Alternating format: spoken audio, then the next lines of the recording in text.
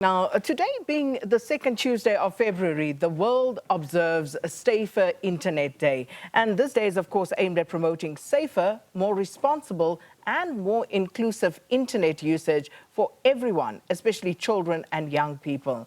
Now, it's observed worldwide on the second Tuesday of February. And this day is not just about the risks, but also about empowering users to participate confidently and safely in the digital world. Let's cross now to SABC News Parliamentary reporter Mkhokheli Bandla. He's joined by the Minister of Communication, Solly Malatsi, to talk to us about the Safer Internet Day. Mkhokheli, good morning once more, and it's over to you.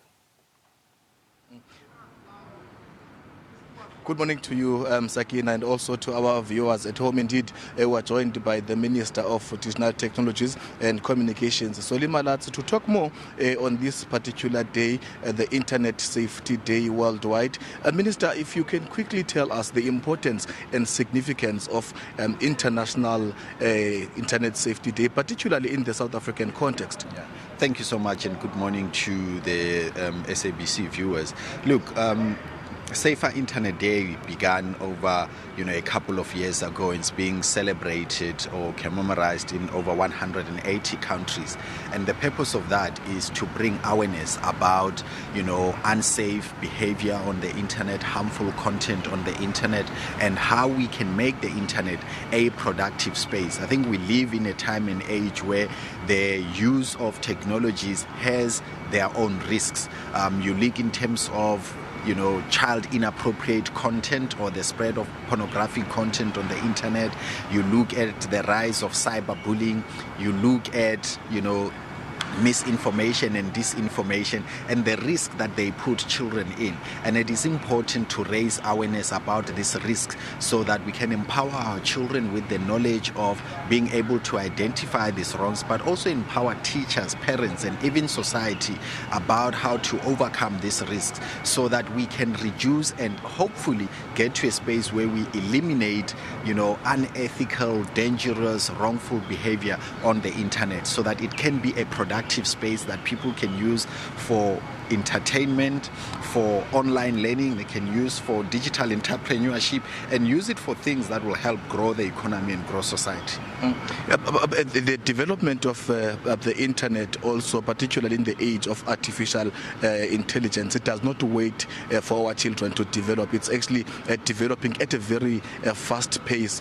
How do we then advise the parents at home and also the young ones that are exposed now to artificial intelligence and also the development of the internet? Yeah, and you are absolutely right. I mean, when you look in terms of just the spread of AI-generated content, it's even to well-educated people, even to technologically savvy people, you still often struggle to separate what is authentic towards what is inauthentic. So that is why a large focus of our work around awareness and also capacitation is, working together with the Films and Publications Board to put interventions that will allow for AI-generated content to have that watermarking so people are aware what kind of content they are interfacing with.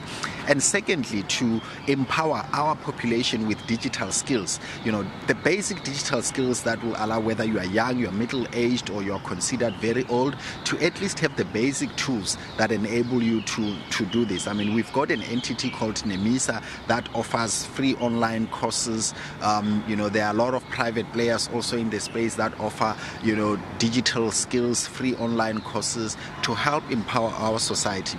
But I also think another component which is very important is what the social media platforms can do in enhancing self-regulation so that they put the guardrails in place, for instance, to make sure that children don't get to access content they shouldn't be accessing that could be harmful to them.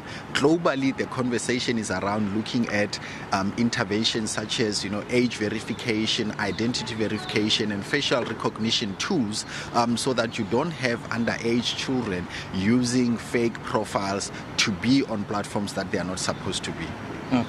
Talking about the safety of internet use, also the pros and cons that come with that. What can you say when it comes to those questions? Sorry, just repeat that again. The safety, because the theme is focusing on safety use. Yes, what can you say about that? Also, the development of the internet. Yeah, look, the internet at its foundation was a source of connecting people to the world outside of their boundaries, right? But we don't live in an ideal world. We don't live in a perfect world. There are opportunistic, nefarious elements that seek, to manipulate people's lack of digital skills, people's lack of knowledge about navigating the internet for their own ends, and they do so lucratively, be it financial scamming, be it selling fake products, and be it luring children and even grooming children. And that's why part of the work that the Films and Publication Board is doing is being much more stringent on age restricted content, and also working with law enforcement authorities, providing what we call content analysis service in cases of child abuse, and in cases of even human trafficking. And what the Films and Publication Board has been able to do in the 2024-2025 financial year, they provided support to South African Police Service in over 25 cases, and they've gotten convictions in some of those. This year it's already this financial year already over 13 cases, and we are seeing more stronger penalties, including 20-year sentences being imposed on pedophiles and people who groom young children by luring them, abusing the internet. Thank you, Minister. There you have it, Sakina, the Minister of Digital Technologies and Communications, Solly Malatsi, speaking on international internet safety in the South African context. For now, it's back to you in studio. Well, thanks so much, Mkhokheli Bandla, on this World Safer Internet Day. Thanks so much for that.